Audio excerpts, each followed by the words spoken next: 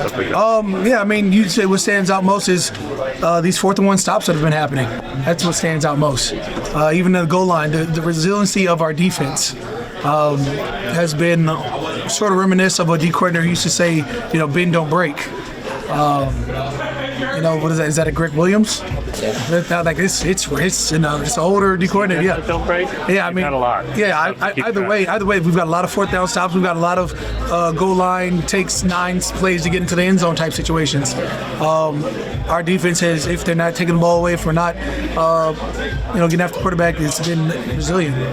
Is there, for you guys to keep showing that resilience after Hey, whose playlist is this?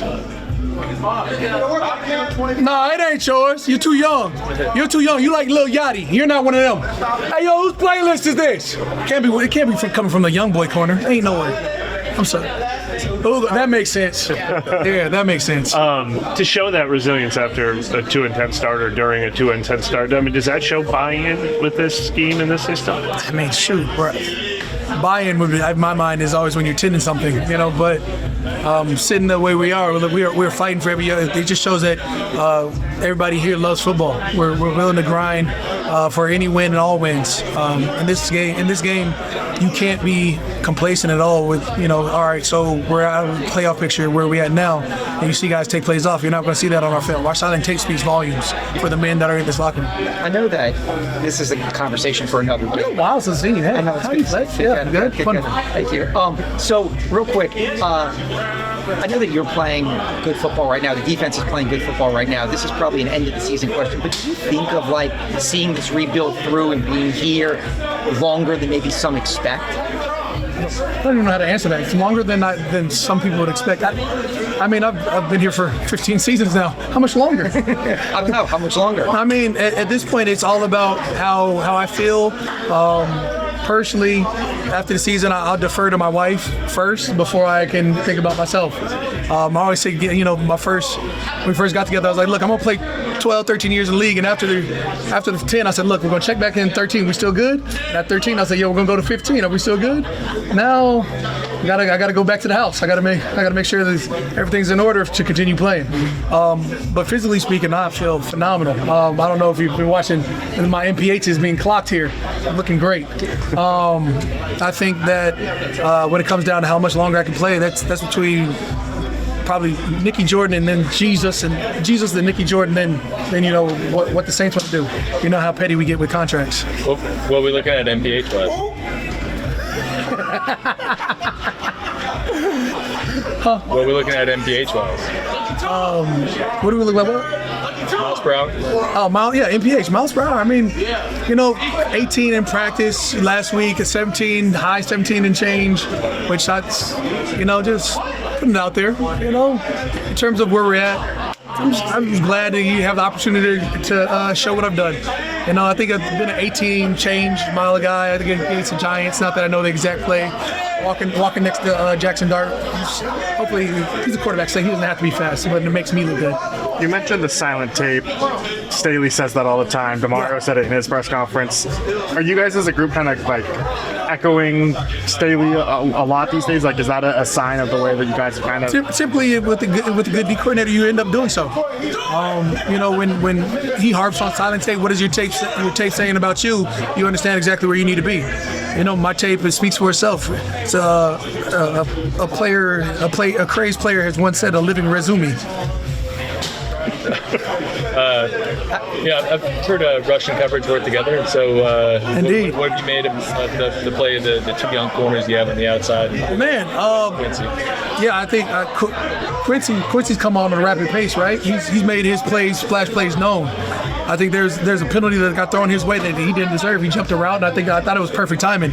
But the way that he's aggressive, the way he's calm, he doesn't get rattled. It's not something you see. I think Quincy plays with the chip.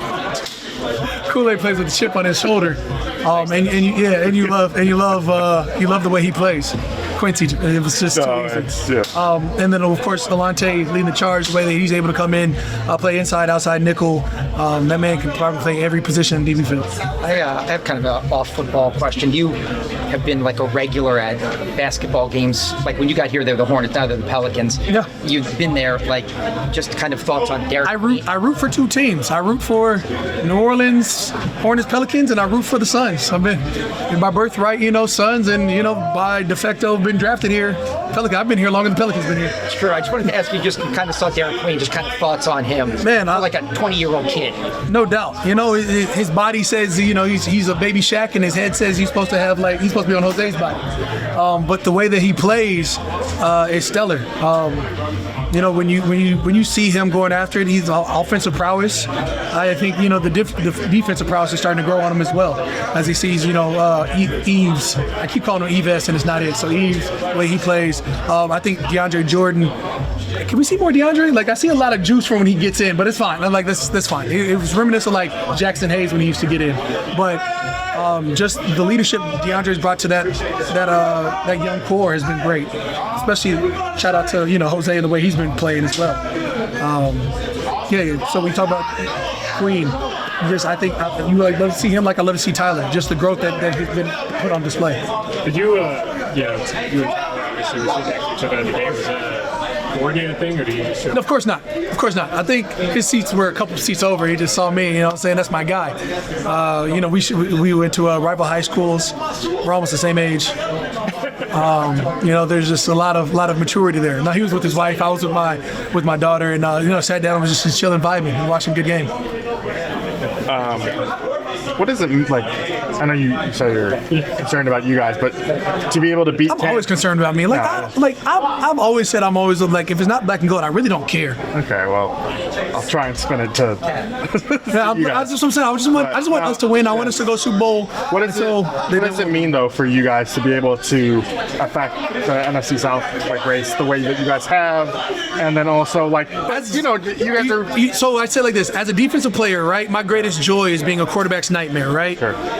So as a defensive player, still speaking, my greatest joy is to be the antithesis of what a team wants. Sure. The team wants to go to playoffs, and we can sort of close that door for them. Come on over. Come sit with us.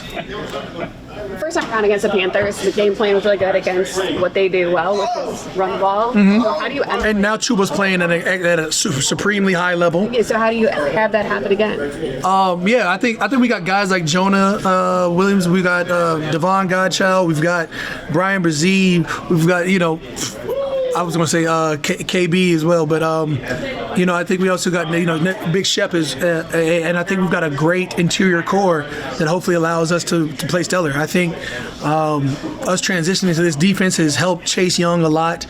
Carl Grandison has always been stout at the edge, and whatever comes, I think we're ready for it.